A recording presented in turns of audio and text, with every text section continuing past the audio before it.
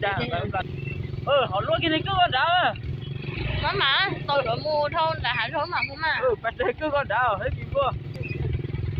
Khán giả chứ.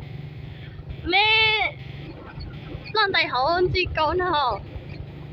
Này, được rồi. Lúa sư đứa mà mua rồi. Rồi má. Để y ra thôi. Cái thằng to ơi.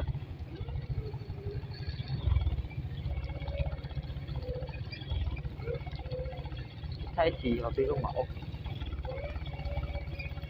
Lúa hàng chế thứ của thế rồi. Mua sẵn thì họ lỡ qua cho ăn khó quá đó.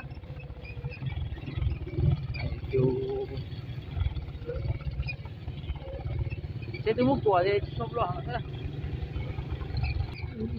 Hay đó.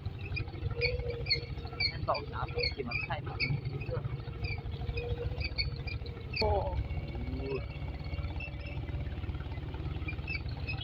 Thế ơ chà. Mua chuyện đến để tôi cho tế phá ô cô cháu chê.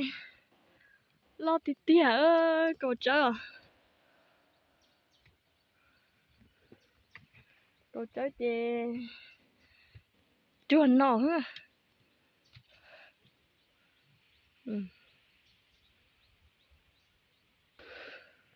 Tôi cho tế ơ.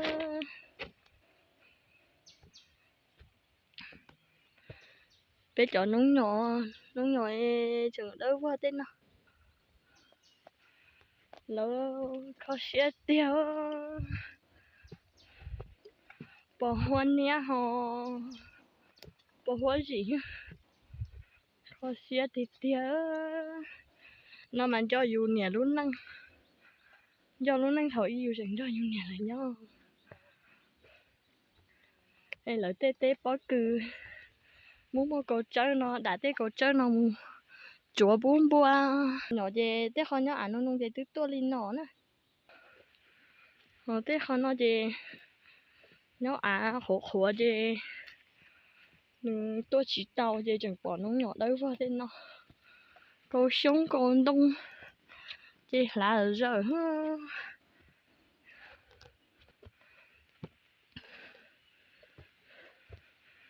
đủ là nata mà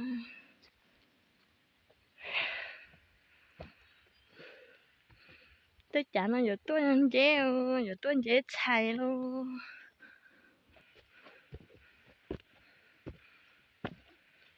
cô tao về làm chỗ vỏ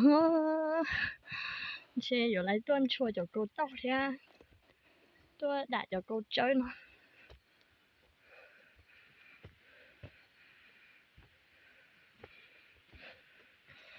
cô tao về là rồi nó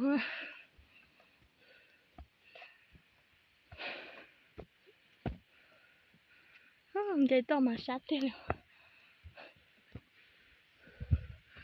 giờ tôi cho đi bố sát thì hỏi bỏ qua bố thì nó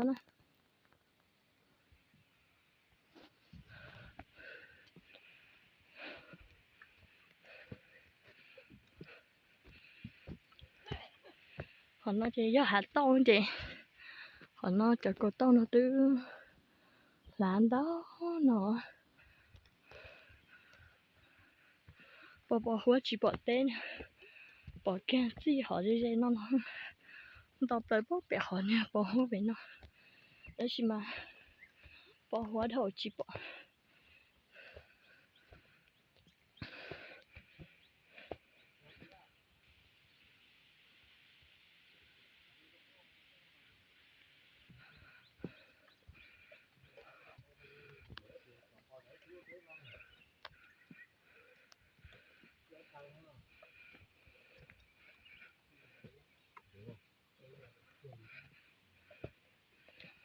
tế phát tiêu rồi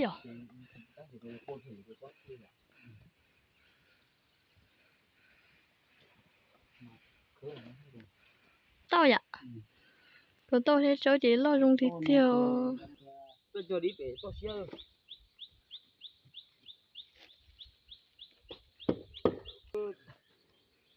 để đi té rồi nó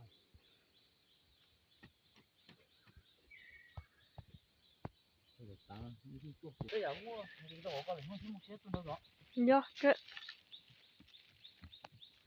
cho đi đi tiền mà do lúc đó mà bé đi cho ta lu thầu lu ót lì nè đấy chỉ mà lu chỉ đó nè thì bé đi tỏ lo cho ta nó